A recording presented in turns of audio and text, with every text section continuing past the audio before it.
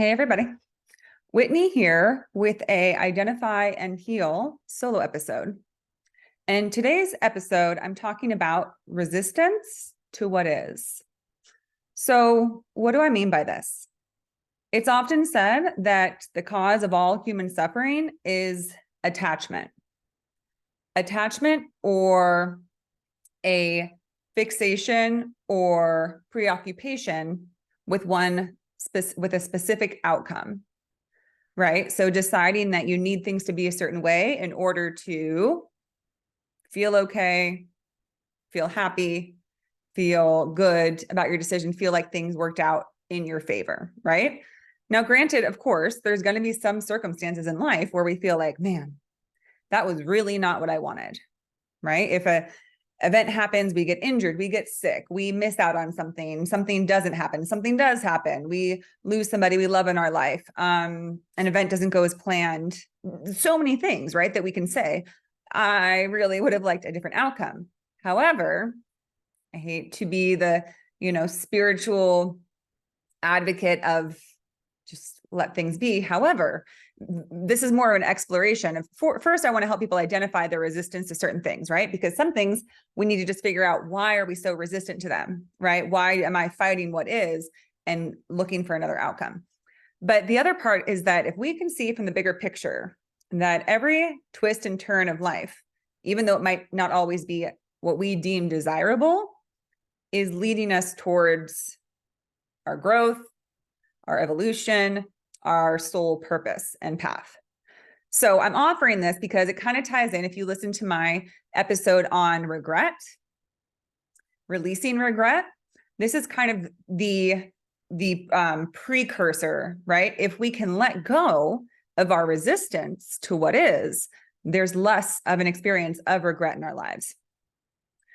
I was inspired to do this video because I was having trouble accepting how something had played out, how an event had gone. I was going through my head that sort of dialogue story of saying, if just this had happened, if it had been more like this or like that, and then this would have been better. And then I realized, yeah, but there's nothing I can do. It happened how it happened. And so I recognized that if I wasn't trying to resist or fight or try and negotiate bizarrely with the past, because that's a futile effort, right? It doesn't matter how good your argument is, you're never going to win that one. To change the past, it's not going to happen. The way things unfolded is how they unfolded. When we have too strong of a preference, when we're resistant to what is, it causes us a lot of grief.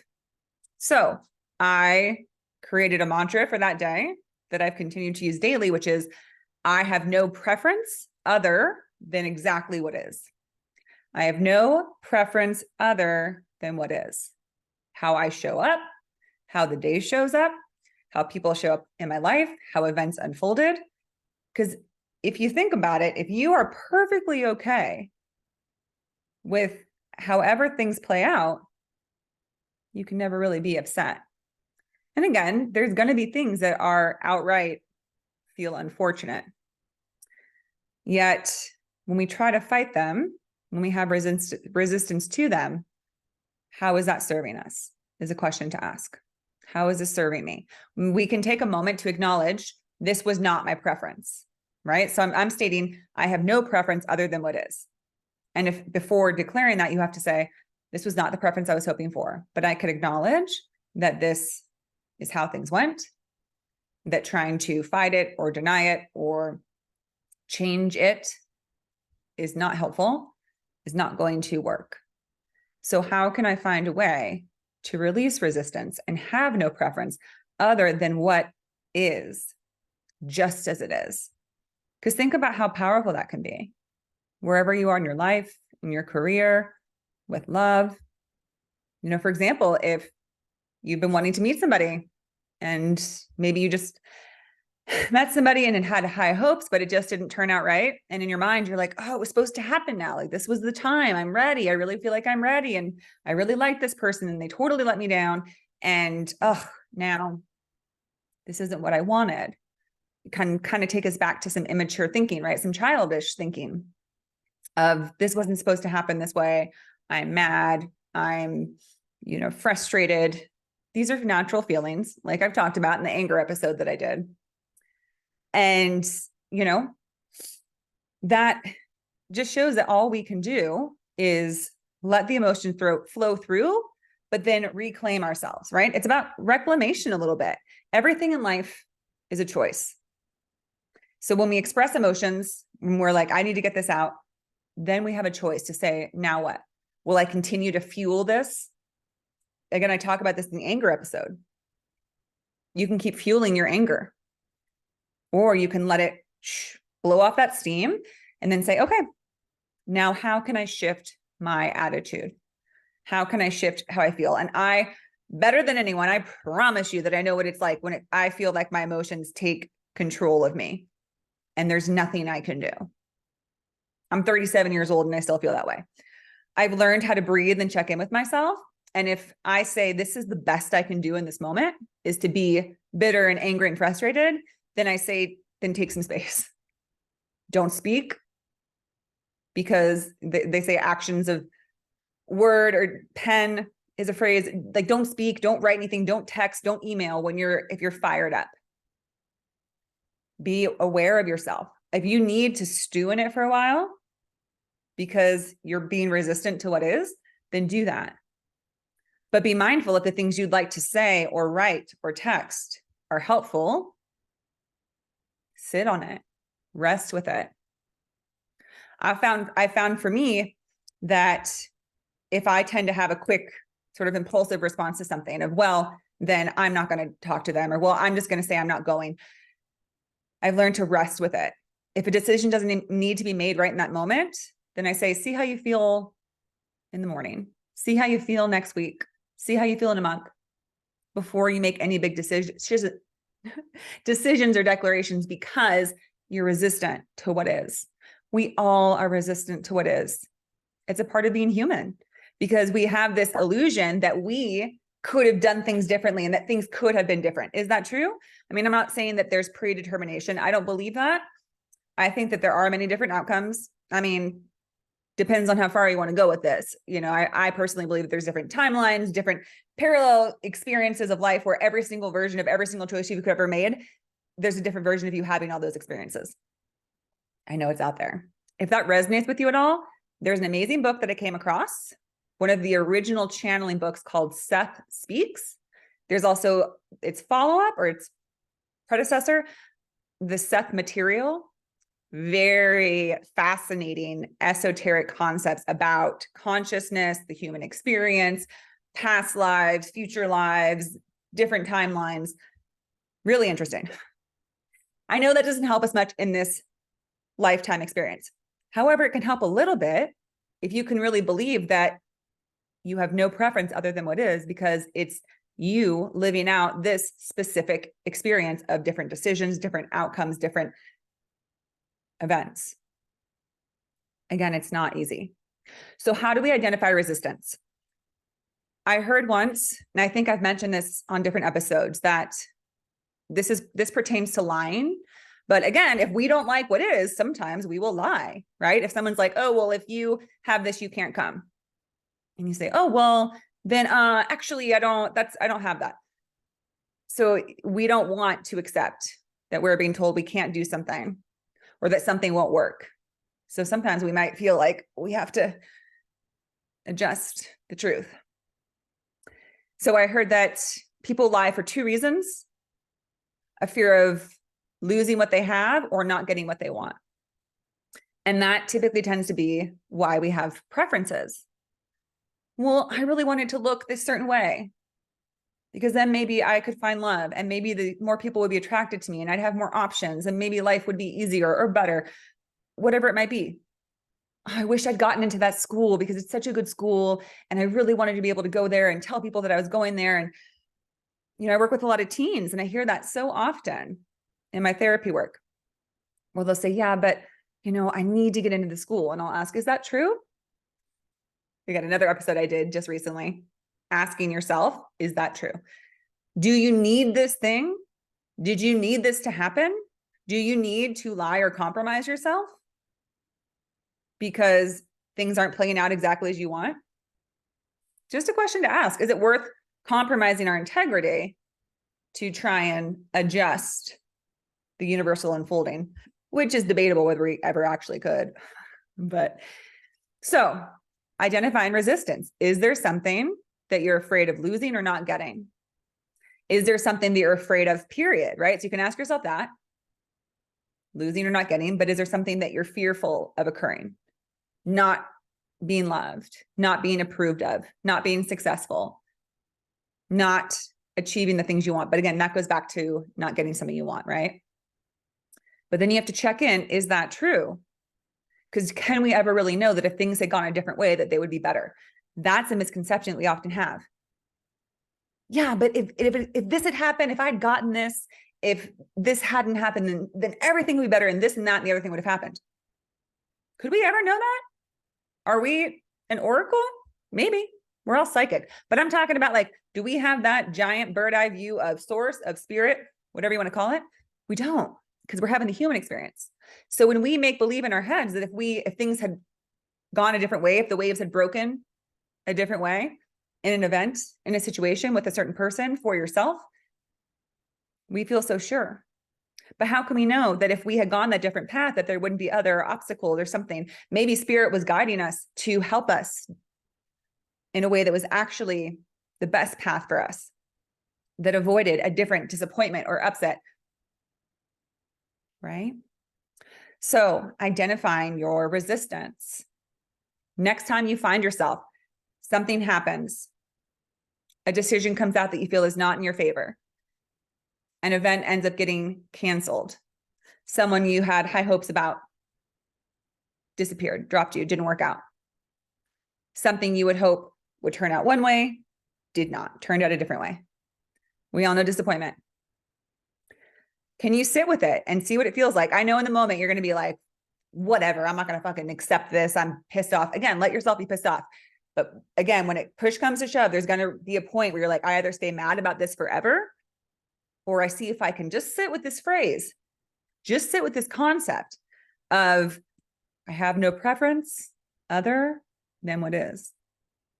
I have no preference other than everything exactly as it is. Because when you accept that, you are exhibiting the spirit of love, which is ultimately the universe, source, God, whatever you want to call it.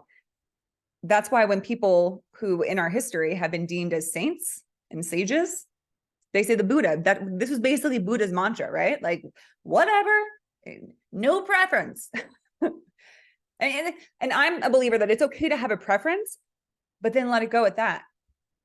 I would prefer that we do this today, but if it doesn't happen, that's fine. It's fine to have a preference. It's your attachment that preference plays out.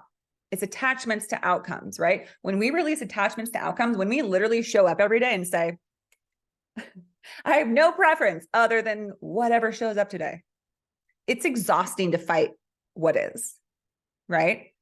Trust me, I know. Like I was saying, I have fought tooth and nail almost everything that's come in my path because I've had said, no, this is not it. This was not how it's supposed to be. This is not fair. This is not right. I'm going to try and change this. And it doesn't always work out, So we can't always be the Buddha, but it doesn't hurt to try. That's why these people live on. That's why their mantras and their quotes and their teachings live on, because they brought very powerful messages to Earth, which was, if you can surrender to what is, if you can accept everything that shows up as it shows up, if you can have a preference but not be tied to it, if you can release attachment to outcome, then you're free. Think about that. You're literally free. Nothing can upset you. And that was the point that Buddha got to. He was like, I'm good no matter what. I'm going to sit under this bonsai. It was a bonsai tree, right? I think that's how the fable goes, story goes. I'm going to sit here and I'm going to be just fine. If it storms and I get struck by lightning, cool. If it's hot and I'm sweating and thirsty, okay, then that's what it is.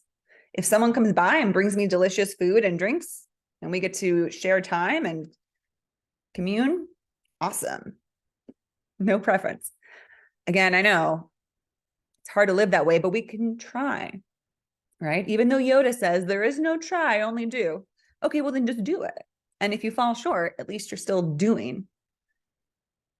Just try, just make the effort, just explore the experience of saying, I have no preference other than what is. I was really excited about this person I was dating. I thought they liked me. Then all of a sudden they went cold, went dark, disappeared. My heart hurts. My ego feels bruised. Yet I'm going to trust that this is the highest outcome for everybody involved. So I have no preference, and I'm not going to drag myself down further by staying attached, by having this resistance to the situation. He shouldn't have done that. I'm going to stalk him, and I'm going to find somebody to ask him what happened. I'm not mocking you. I promise that wasn't meant to be a mocking tone. I've done that. Oh goodness, have I ever done that? My mind goes crazy when I feel rejected. I don't do well with rejections, and I will try to get to the bottom of it. But that's another thing of acceptance, right? Is being able to be okay with not knowing why something happened. Isn't that hard? I had that recently where someone decided they wanted nothing to do with me. They were very upset with me, and I can't do anything. I made a final statement and said, I am so sorry you feel that way. I felt that there was a misinterpretation and misunderstanding, but they weren't willing to hear me. So I had to let it go. And it hasn't been easy. Knowing that somebody out there doesn't really care for me. Whew. I don't do well with that. I've been a people pleaser my whole life. I've wanted acceptance my whole life. I could thrive on it. I feel like I could be fueled just by acceptance. But you can't, because acceptance is an external. And if we use that to feel good, then we become dependent on it. And then when a situation like this happens, we lose our freaking minds and we scramble and we panic and we say, I cannot sit with this discomfort. I'm having this resistance to the situation. I need to convince them. I need to explain to them. I read recently that something along the lines of over-explaining can be a sign of, I forget, it was childhood neglect or emotional neglect, where you felt very confused about why you weren't attended to or cared for. And so when you feel like somebody might be mad at you, you want to kind of over-explain and share with them what was actually happening for you and what your actual intention was, because you don't know how to just sit with somebody feeling a certain way about you that you feel is not accurate. So over-explaining is because there's this fear, there's this deficit inside that says, I can't trust my own judgment because there was something really wrong with me that made people neglect me in the past, that made me feel like I didn't matter. So I need to show this person that I do matter and that I didn't do anything bad, right? It can also be early in life if you felt like you were scolded a lot. So many things lead to us having this deep down resistance to outcomes that we don't want, to people not liking us. We got to get used to the fact that we're not going to be for everybody. Especially if you're listening to this podcast and you're on your spiritual path and you're really wanting to step into your own element and start following some of your own intuitions, some people are not going to like what you're talking about or the path you're taking. When you assert yourself, that was sort of the situation I was in. I was trying to assert myself and to have some boundaries when I felt disrespected. They didn't like it. And I can't say, I can't speak to their experience. Their feelings were their feelings.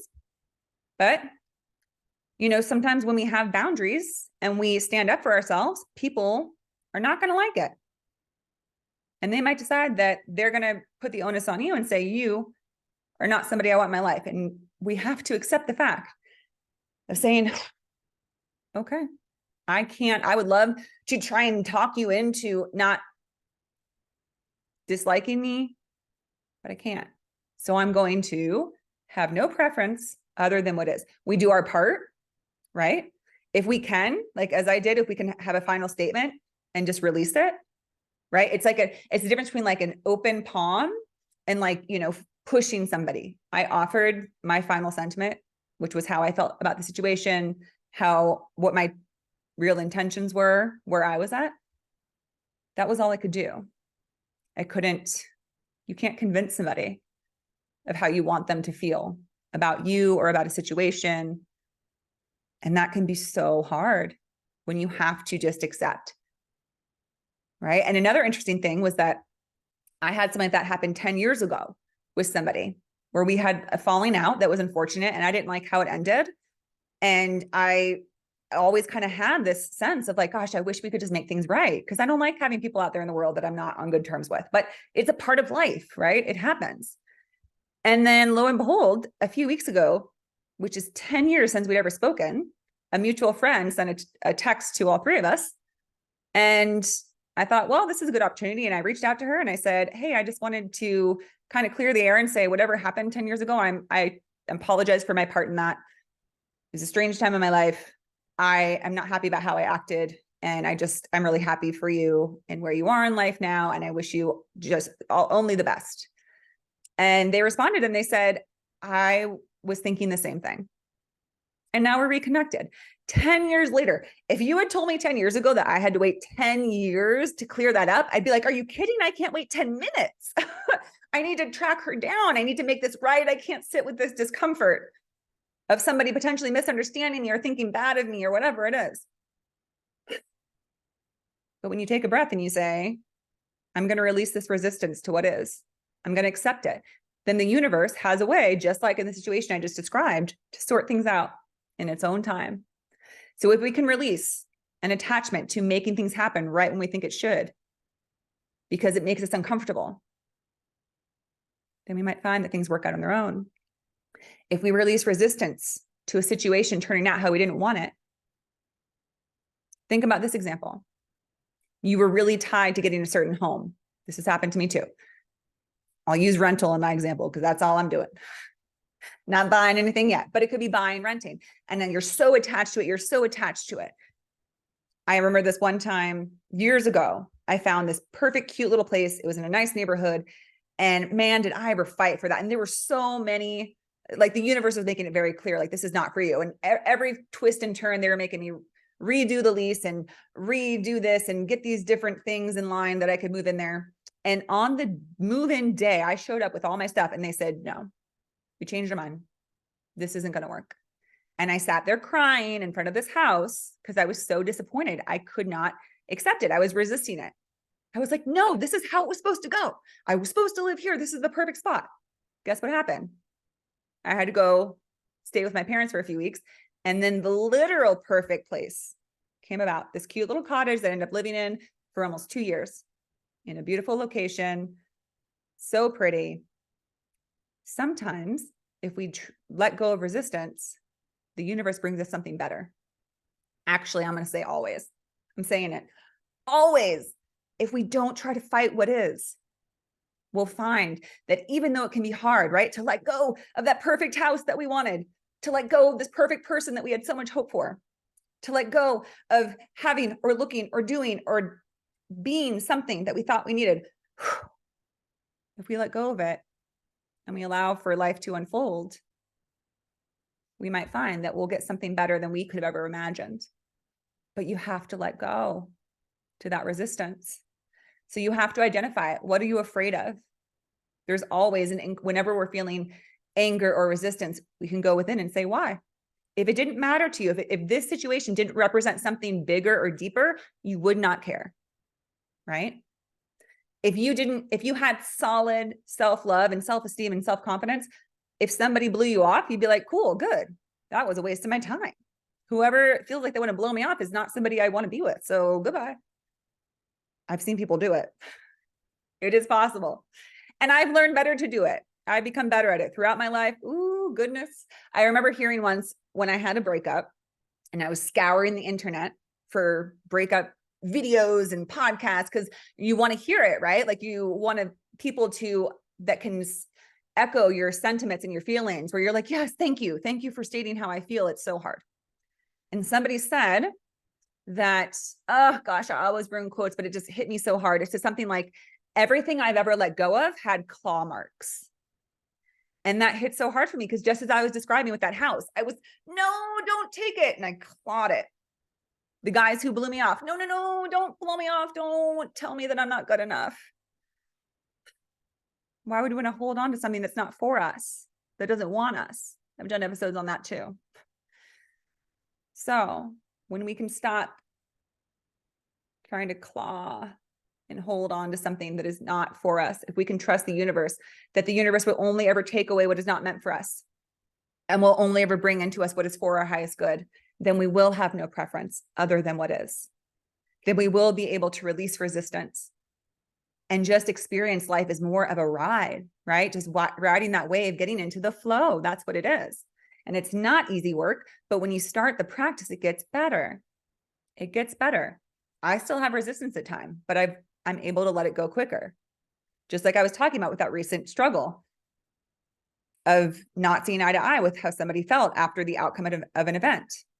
And for a while I thought, should I reach out again? Should I call them? No, I need to just let it go. They feel how they feel. And maybe down the line, we'll be able to have that conversation. But for now, I need to just have no preference other than what is, and just accept the situation, see where I can learn from it, and move on.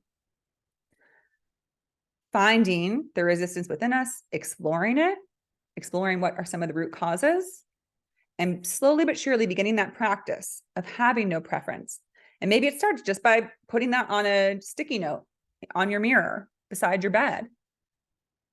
Just thinking of that as you start your day and say, I have no preference for this day other than exactly how it happens. I'm going to go about my business as I plan to, right? I'm going to go to this appointment. I'm going to see these people. I'm going to go to my work, whatever it is.